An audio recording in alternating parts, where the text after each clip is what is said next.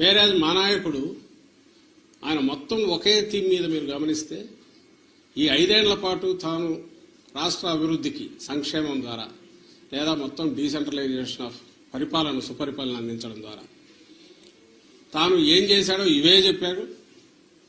ఇవి కంటిన్యూ కావాలా అనుకుంటే నన్ను దీవించండి అని అడిగాడు.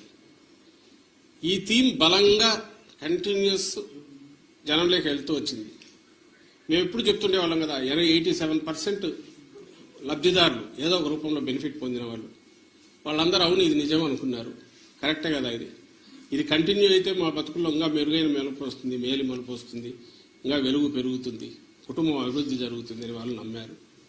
ఏదైతే హోప్ పెట్టుకున్నామో వాళ్ళు ఓన్ చేసుకున్నారు ఈరోజు.